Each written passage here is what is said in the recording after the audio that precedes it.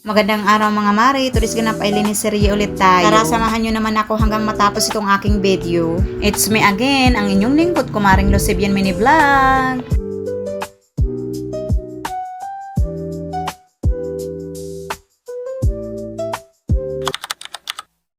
Mga mare, hito na ulit ang kumari ninyong laging absent sa klase. Huy! Anyways mga mare, salamat kung hanggang ngayon nandito ka pa rin. Sa bago ko pong manonood, hi, hello, kumusta po ang lahat? Welcome po to the Home of Lucibian Channel. Opo, welcome na welcome po kayo dito. Huwag lang kayo magpapasaway. Huy! Huwag naman ganun. Sana'y magustuhan nyo itong aking kaganapan sa buhay. Dahil ito lang naman ang ginagawa ko everyday, ang maglinis ng bahay. Kung hindi mo naman nagustuhan, salamat pa rin. Pwede ka naman maglipat ng ibang channel. O siya nga pala mga mare, itong aking ganap today ay mag-general cleaning sa aming lutuan dito sa kusina. Sobrang dumi na nga at imi-make over na rin itong patungan ng kalan namin. Nasurpresa nga ang kumare ninyo dyan sa pinagpapatungan ng kalan na hindi namin alam na nasusunog na pala. Oh my God na lang talaga. Hindi ko naman naisip na masusunog pala. Ako rin naman ang salarin dito dahil ako naman ang may pakana na ipatong dyan sa mesa na yan ang kalan. Sayang naman ang mesa na sunog. Sobrang tagal na yan sa amin. May mga kasama nga rin yan na mga upuan. Nabili yan ng mga magulang ko nung nag-aaral pa lang ako sa elementarya. Ngayon may anak na ako, ilang dekada na nga nasunog pa. Wala sa isip ko na masusunog siya. Kung hindi ko pa naisipan linisan at i-make over, hindi po namin malalaman. Winalisan ko nga muna ang ibabaw ng mesa bago ko ito dalhin sa CR para brasin dahil medyo makapal na nga ang dumi nito sa ibabaw. Dahil tapos ko naman ito brasan, papatuyuin ko lang ito at syempre bago ko ito ibalik sa kanyang pwesto, lilinisan ko na muna dito para rin matanggal ang mga dumi-dumi na nakadikit sa pader at sa sahig. Ang haba nun, nabobuyoy na tuloy. At yes mga mare, babalik ko pa rin ito para pagpatungan ng kalang kahit nasunog na nga ito. Gagawan natin yan ng paraan para hindi ulit masunog. Good luck to me. Huy! Dahil pinapatuyo ko pa nga ang misa, dito na muna tayo sa isa naming saingan maglilinis. Opo, dahil makapal na rin ang dumi nito sa ilalim ng stove. Kasing kapal ng mukha ng kaaway mo. Huy! Etchus! Itong isa naming saingan na tinitipid namin ang paggamit nito. Opo, ulit mga mare dahil dollar na nga ang presyo ng sulin ngayon. Dito sa amin mga mare, 1,700 plus na nga ang 11 kilograms. Gusto naman dyan sa inyo mga mare ang presyo nito. Kung pareho, good luck na lang sa atin itong nangyayaring krisis. Sana lang hindi na ito tumagal. Huwag naman sana umabot pa ito ng taon. Diyos me, kawawa naman talaga tayo kahit anong sikap sa buhay, hindi pa rin maabot-abot ang mga sabi pa nga mga pangarap na laging nauudlot dahil kahit anong tipid, nagsisitaasan naman ang mga presyo ng mga bilihin. Kamot sa ulo na lang talaga. Kutuhin yarn? Hoy, hindi naman. Mapapakamot ka na lang talaga sa mga nangyayari ngayon na akala mo makakaahon ka na this year, yung pala hindi. Nabudol yarn? Hoy, hindi naman. Sadyang kay lupit lang talaga ng kapalaran. Ito nga mga marang sinasabi ko na imi-make over ko itong mesa na pagpapatungan ng kalan. Lalagyan ko nga siya ng kitchen wallpaper. Pwede naman ito mga mare sa lutuan at safe naman itong gamitin. At syempre hindi ko naman ipapatong yung kalan na walang ilalagay sa ibabaw ng sticker wallpaper. Dahil kailangan pa rin ang safety. Opo. Alam naman natin na nasunog na nga itong mesa. Karton kasi yun mga mare ang nailagay namin sa ibabaw ng mesa bago ang kalan. Siguro nasunog siya. Ingot yarn. Hoy, hindi naman. Sadyang hindi ko lang talaga naisipan na masusunog iyon. So ngayon dapat hindi na ito mauli. Kaya yan pinagpatungan ko ito ng tiles bago ang kalan at syempre i-check ko rin ito kung may nangyayaring sunog sa ilalim. Ito namang pinagpapatungan ng stove na kinakalawang na dahil wala nga tayong pintura, lalagyan ko rin ito ng tiles sa ibabaw bago ang mga tira-tira lang pala itong mga tiles na ginamit ko at lalagyan ko na nga ito ng kortina dahil malinis na nga dito. Hindi pa nga nakakabili ng panibagong kortina ang kumare ninyo. Kaya iyan ulit ang ilalagay natin dahil bago naman yang laba. Kaya hindi yan nakakabili ng panibago dahil binabudget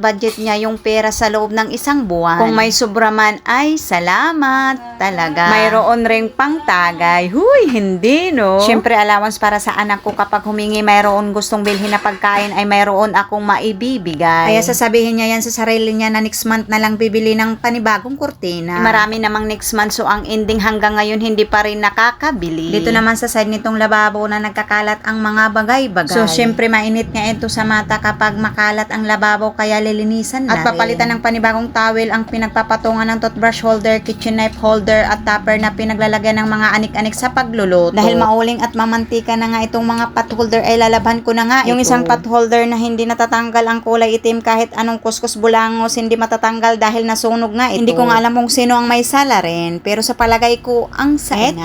Kahit may kaunting sunog hindi ko pa iyan itatapon, pwede pa yan gamitin for the go. Dahil inabot na nga tayo ng around 5 PM sa paglilinis, magsasaing na rin ang kumari ninyo para sa panigat. That's all for my today's ganap. God bless sa iyo nga tanan ngan hinay kita permi. Damo nga salamat.